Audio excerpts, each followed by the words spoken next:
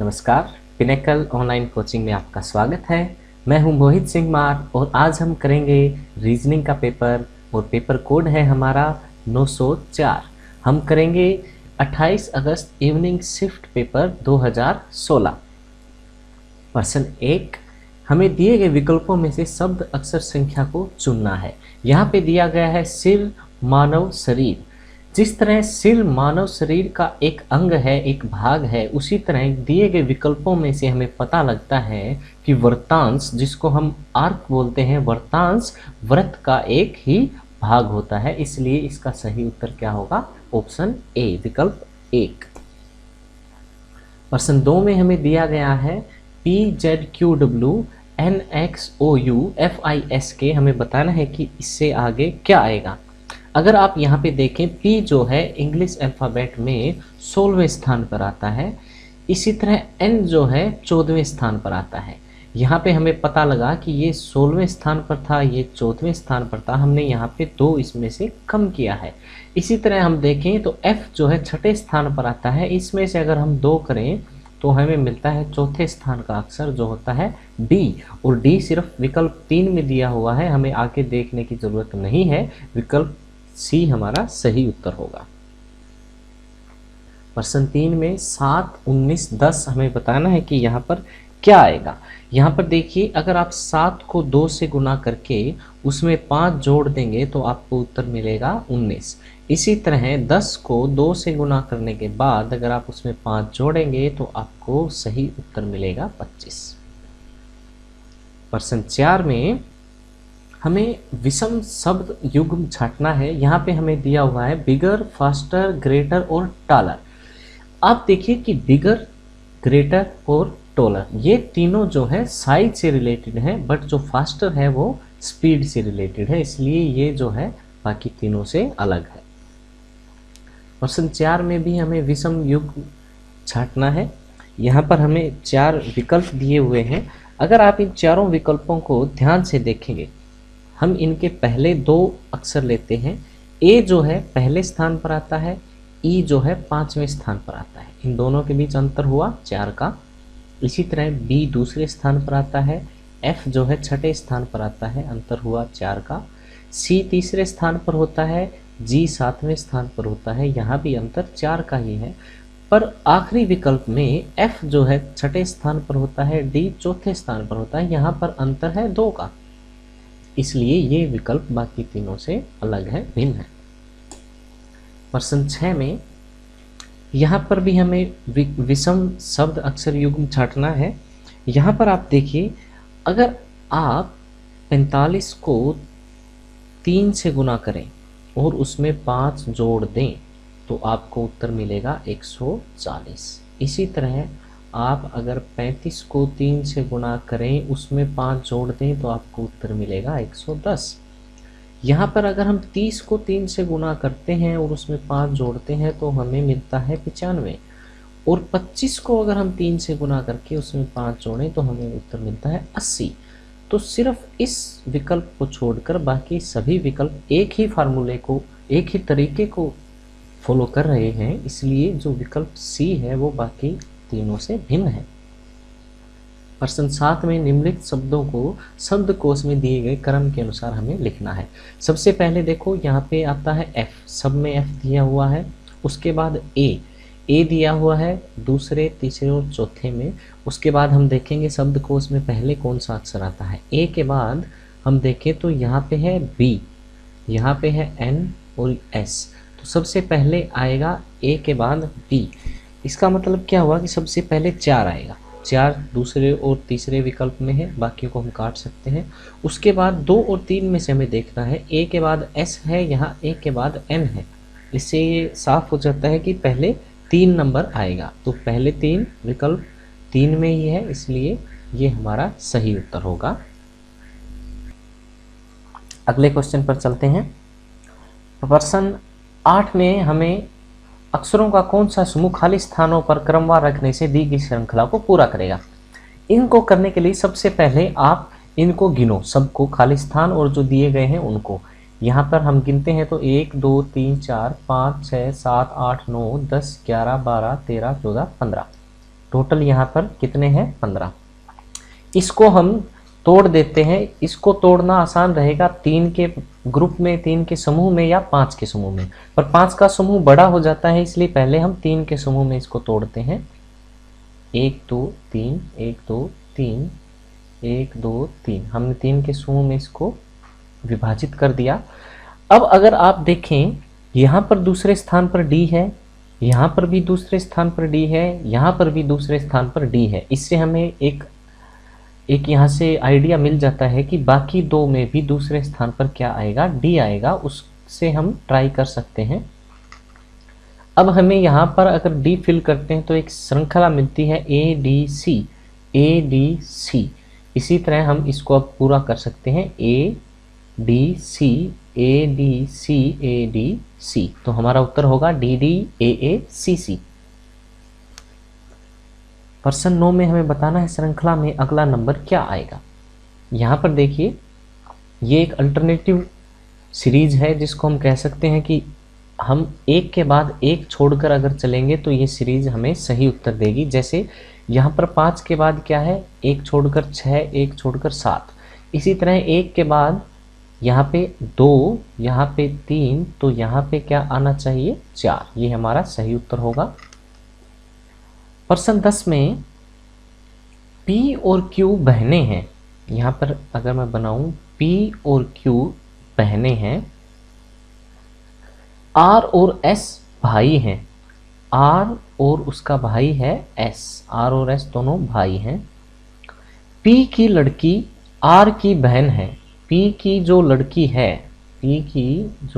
है वो R की क्या है, बहन है। तो फिर Q का S से क्या संबंध है, हमें बताना है। Q जो P की बहन है उसका S से क्या संबंध है, जो P की लड़की का भाई है। तो यहाँ से हमें पता लग गया कि Q जो है S की आंट है, चाची है या बुआ है। तो ऑप्शन डी हमारा सही उत्तर है।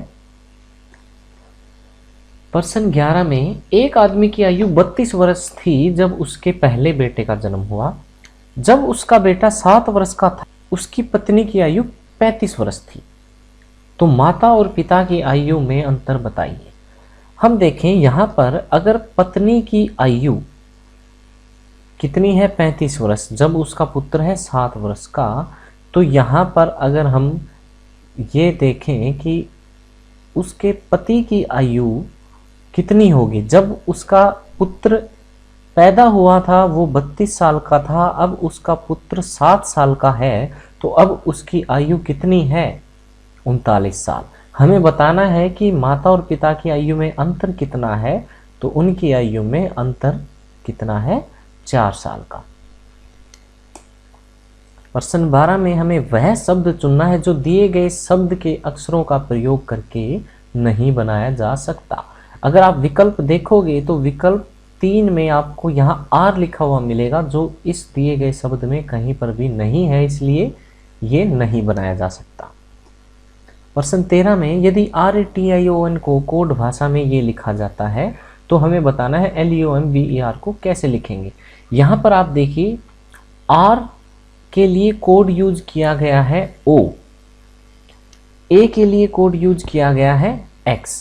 आप यहाँ पर अगर इसको नंबरिंग दें, हम इसका स्थान अगर लिखें तो R जो है वो होता है 18वें स्थान पर, O जो है वो होता है 15वें स्थान पर। इससे हमें पता लगता है कि यहाँ पे हमने 3 कम किया है, -3 किया है, 3 घटाया है। इसी तरह अगर हम इसमें भी ये लगाएं तो L जो है 12वें स्थान पर होता है, इसमें से अगर हम 3 घटाएं तो हमें मिलता है 9, और 9वें स्थान पर कौन सा अक्षर होता है I। तो पहला अक्षर हमारे पास आ जाता है I, जो दूसरे और चौथे ऑप्शन में है। उसके बाद A, यही मेथड, यही तरीका चलता रहेगा। U जो है 21वें स्थान पर होता है, इसमें से अगर हम 3 कम करें तो हमें मिलता है 18वें स्थान का अक्षर जो होता है R, और दूसरे नंबर पर R जो है सिर्फ चौथे ऑप्शन में दिया है, इसलिए ये हमारा सही है। प्रश्न 14 में चलते हैं। इसमें दिया गया है कि A * B अगर आपको ये दिया हो तो इसका अर्थ है गुणा। इसका अर्थ हुआ कि ए की बी से गुणा। इसी तरह हमें सभी निर्देशों का पालन करना है और हमें बताना है कि इस दी गई समीकरण का मान क्या होगा। यहाँ पे 10 स्टार 10 यहाँ पे लिखा हुआ है कि स्टार का अर्थ क्या है, गुणा। हम इन साइनों को, इन चिन्हों को निर्देश के अनुसार बदल देते हैं। 10 गुणा 10 बराबर का अर्थ यहाँ पे है घटा, तो बराबर का अर्थ घटा है। इसी तरह हम इस निशान को भी बदल देते हैं, यहाँ पे घटा 5। उसके बाद सभी चिन्ह हम दिए गए निर्देशों के अनुसार अगर बदल दें तो हमें ये इक्वेशन मिली। इसका हमें मान बताना है। यहाँ पे 100 घटा 50 जमा 5, तो यहाँ से हमें उत्तर मिलता है 55। ये हमारा सही उत्तर होगा। प्रश्न 15 में हमें बताना है यदि 37 स्टार 14 इक्वल टू 17 हो, 69 स्टार 33 इक्वल टू 34 हो, 91 स्टार 125 इक्वल टू 72 हो, तो 28 स्टार 56 क्या होगा। यहाँ पर देखिए, इस इक्वेशन को अगर हम लें तो यहाँ पर इसने ये तरीका अपनाया है कि 37 में अगर हम 14 जोड़ें और इसको 3 से भाग करें तो हमें 17 उत्तर मिल जाएगा। यही प्रोसेस, यही तरीका हम यहाँ लगा सकते हैं। 69 में 33 को जोड़ा, इसको 3 से जब भाग करेंगे तो हमें 34 उत्तर मिलेगा। यहाँ पर भी हम यही तरीका लगाएंगे। 28 में हम 56 को जोड़ के अगर उसको 3 से भाग करेंगे तो हमें उत्तर मिलेगा 28। ये हमारा सही उत्तर होगा। प्रश्न 16 में हमें लुप्त अंक बताना है। यहाँ पर क्या आएगा, यहाँ पर देखिए ये पंक्ति की तरफ इन्होंने यहाँ पर तरीका लगाया हुआ है। वो क्या है, ये जो बीच का जो अंक है 56, इसमें से हम पहले वाला अंक अगर घटा दें और इसको अगर गुना करें 2 से तो हमें आखिरी अंक मिल जाएगा 70। इसी तरह दूसरी पंक्ति में 87 में से 45 को घटाएं और उसको जब हम 2 से गुना करेंगे तो हमें मिलेगा 84। इसी तरह 180 में से अगर हम 115 को घटा देंगे और उसको 2 से गुणा करेंगे तो हमें सही उत्तर मिलेगा 130। प्रश्न 17 में P ने उत्तर दिशा से दक्षिण की ओर यात्रा शुरू की। ये मान लो यहाँ से P ने उत्तर से दक्षिण दिशा की ओर यात्रा शुरू की। वह समकोण पर दाहिने घूमी, यहाँ से वो दाहिने घूमी समकोण पर, फिर दोबारा समकोण पर दाहिने घूमी, यहाँ से फिर वो दोबारा समकोण पर दाहिनी ओर घूमी। अंत में वह कौन सी दिशा में चल रही है, तो अंत में वह इस दिशा में चल रही है और ये दिशा कौन सी होती है, नॉर्थ उत्तर दिशा। प्रश्न 18 में हमें कथन दिया हुआ है और उसके निष्कर्ष दिए हुए हैं। हमें बताना है कि कौन सा निष्कर्ष इनमें से सही है। कथन दिया हुआ है, जिन राज्यों में बांध हैं उन्हें पानी की समस्या का सामना नहीं करना पड़ता। एक राज्य के पास कोई बांध नहीं है, ये कथन है। निष्कर्ष पहला क्या है, इसे पानी की समस्या का सामना करना पड़ सकता है। यहाँ पर ये देखो, यहाँ पर इसने ये बोला है कि इसे पानी की समस्या का सामना करना पड़ सकता है। इसने यहाँ पर ये नहीं बोला कि उसको करना पड़ेगा, इसने बोला है पड़ सकता है।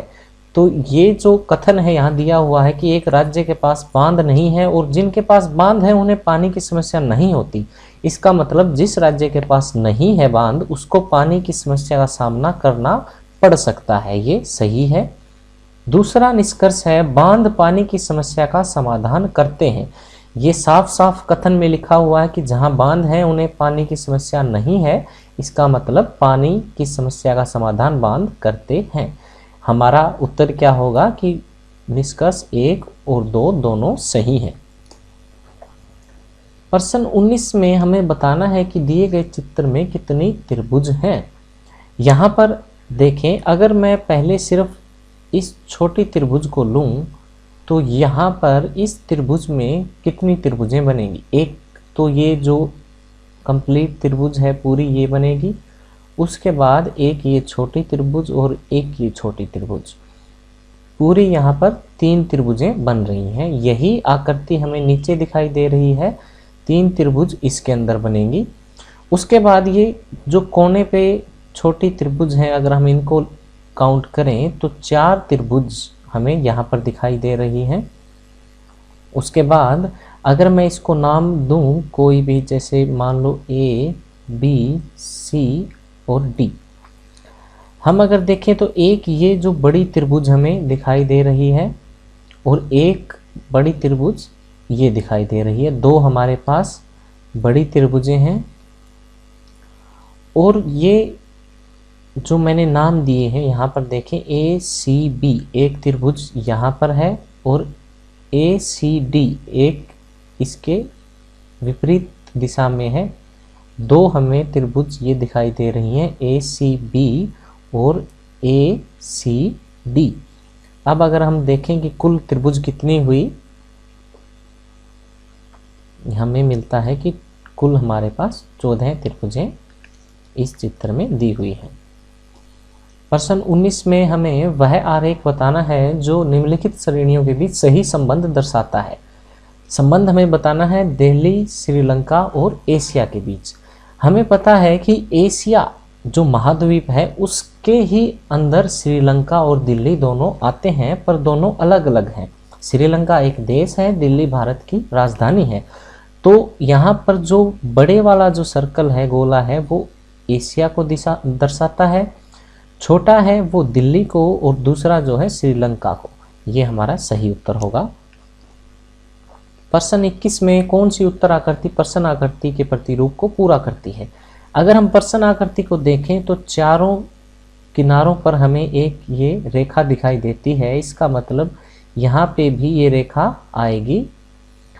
अब अगर इस रेखा को जिसका एक सिरा किसी से नहीं जुड़ा हुआ, अगर हम देखें दिए हुए विकल्पों में, तो हमें ये रेखा बी ऑप्शन में नहीं दिखाई देती, सी में भी नहीं देती और डी में भी नहीं देती। ये सिर्फ ऑप्शन ए में दी हुई है, इसलिए ये हमारा सही उत्तर है।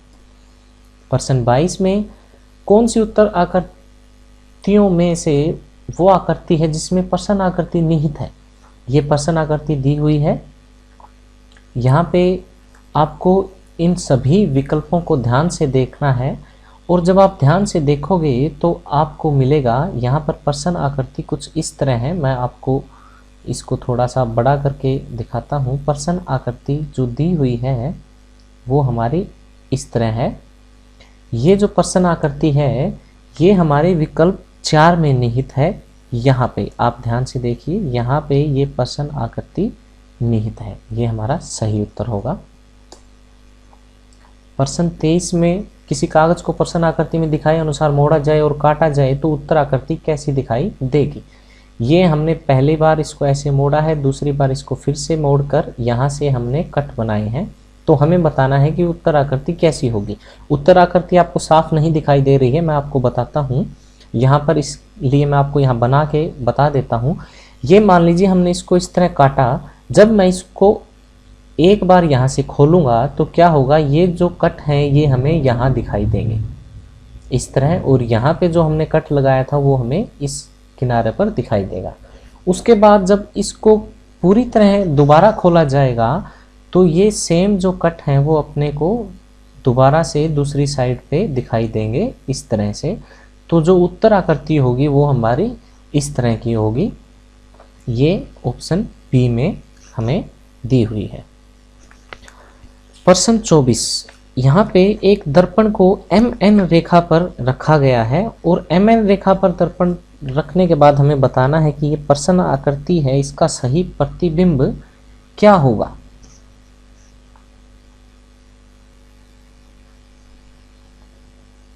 अगर हम किसी भी चीज़ का प्रतिबिंब देखते हैं तो यहाँ पे ये MN हमें दर्पण दिया हुआ है। दर्पण में जो चीज़ दर्पण के पास होती है वो हमें उससे दूर दिखाई देगी और जो उससे दूर होगी वो हमें उसके पास दिखाई देती है। अगर मैं इस दी हुई आकृति को लूँ इस आकृति को अगर हम दर्पण में देखते हैं तो दर्पण में ये आकृति हमें कुछ इस तरह दिखाई देगी। इससे अगर हम सिर्फ इस आकृति को ही हमारे विकल्प में ढूंढें तो ये आकृति हमें विकल्प ए में मिलती है, इसके अलावा ये कहीं पर भी नहीं है, इसलिए ये हमारा विकल्प सही होगा। क्योंकि ये आकृति हमें नीचे दी हुई है, ये नीचे ही रहेगी, पर इसका जो आकार है वो कुछ इस प्रकार होगा, उसके विपरीत होगा। तो ये हमारा सही उत्तर है। प्रश्न 25 में संख्या समूह आपको दिया हुआ है, मैट्रिक्स दी हुई है। इसके अनुसार आपको बताना है कि VENU शब्द के लिए सही संख्या समूह इन चारों विकल्पों में से कौन सा होगा। यहाँ पर मान लो आपको ये बताना हो कि 34 नंबर पर कौन सा अक्षर आएगा।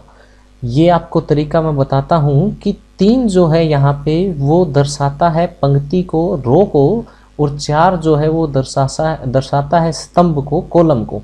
ये जो है ये पंक्ति है और ये जो है ये कॉलम है, स्तंभ है। अब देखिए आपको 3 की पंक्ति, ये 3 की पंक्ति है और ये 4 का स्तंभ है। ये दोनों जब 3 की पंक्ति और 4 का कॉलम स्तंभ हम लेते हैं तो ये दोनों जहाँ पर एक दूसरे को काटेंगे वो आपका सही उत्तर होगा। जैसे 34 पे जे है, या हम ये भी कह सकते हैं कि जे के लिए सही अंक, सही शब्द समूह क्या है, 34 है। इसी तरह जब आप VENU के लिए शब्द समूह ढूंढेंगे तो आपको मिलेगा कि विकल्प बी जो है हमें सही शब्द समूह देता है। हम देखते हैं 8 5, 8 की पंक्ति, 5 का स्तंभ, यहाँ पर V दिया हुआ है, सही है। 0 2, 0 पंक्ति, ये 2 का स्तंभ, यहाँ पे E दिया हुआ है, सही है। 2 0, 2 0, यहाँ पे N दिया हुआ है। उसके बाद 5 7, 5 7, यहाँ पे U दिया हुआ है, इसलिए VENU हमें इस शब्द समूह से मिलता है। ये हमारा सही उत्तर होगा। ये था रीजनिंग के बारे में। धन्यवाद।